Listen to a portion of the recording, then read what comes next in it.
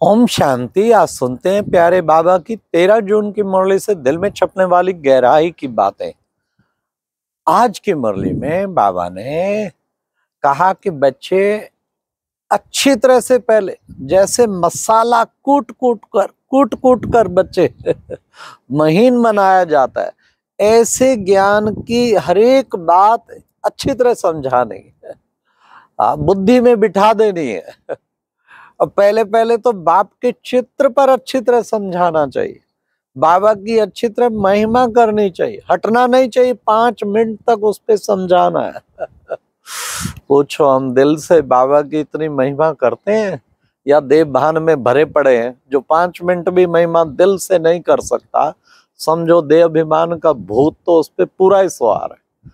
बाबा की महिमा करते करते तो गदगद हो जाना चाहिए। बाबा ने कहा बाकी चित्रों पर बाद में ले जाना चाहिए, पहले पहले बाप के चित्र पे अच्छी तरह समझाना चाहिए। फिर बाबा ने कहा बच्चे, तुम बच्चों को देही अभिमानी बनना है, पहले पहले तो अपने को आत्मा समझना है। आत्मा समझने से बच्चे फिर मन मना भाव हो जाएंगे। आज बाबा ने कहा जितना तुम औरों को याद दिलाएंगे खुद भी मन मना भाव हो जाएंगे। अरे तुम भोजन पे भी याद दिला सकते हो क्या? कि तुम अगर बाप की याद में भोजन बनाएंगे तो उससे बहुतों का हृदय शुद्ध होता जाएगा।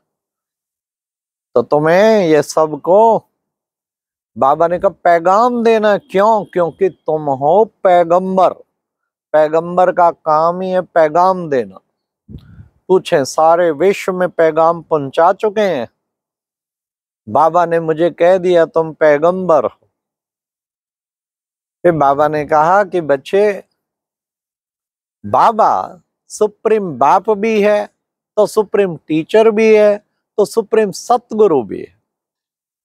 तीनों संबंधों का अच्छी तरह से अनुभव करना है कि कैसे बेहद का बाबा है वो।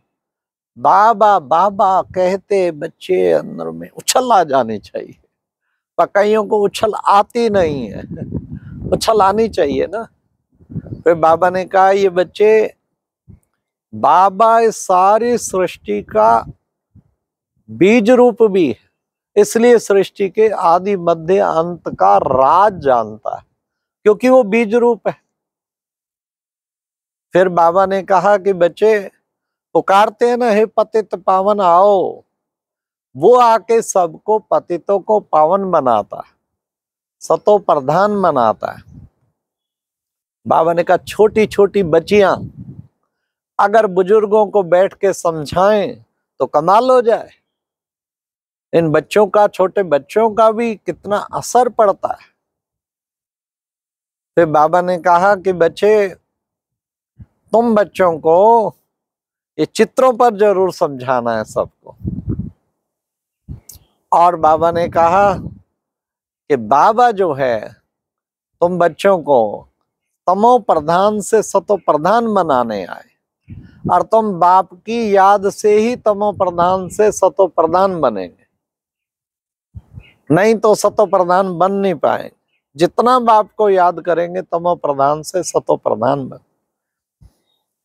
बाबा ने कहा बच्चे देखो, तुम जो है नहीं, बाबा क्योंकि प्यार का सागर है, तुम बच्चों को कितना प्यार देता है।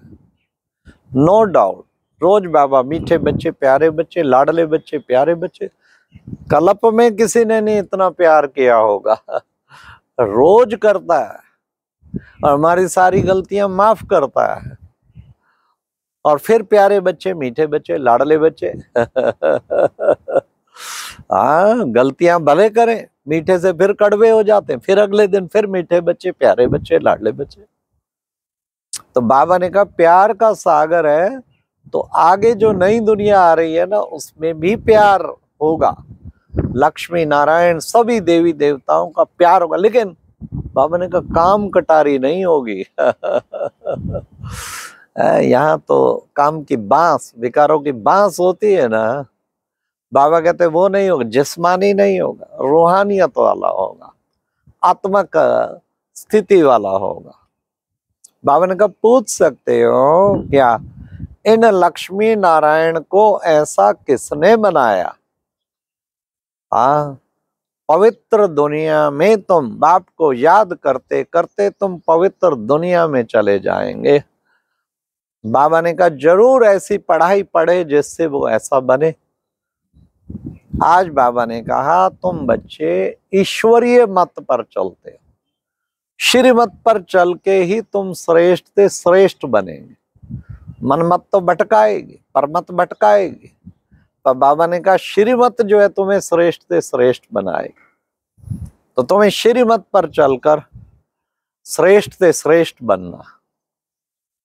फिर बाबा ने कहा कि बच्चे बाबा आया है तुम सबको वापस ले जाने के लिए, तुम सबको सतो प्रधान बना के फिर वापस ले जाने के लिए।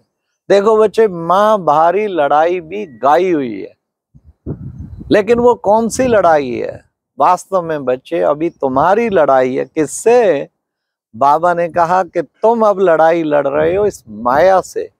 कौन सी लड़ाई? याद की लड़ाई। तुम याद करते हो, माया विघन डालती।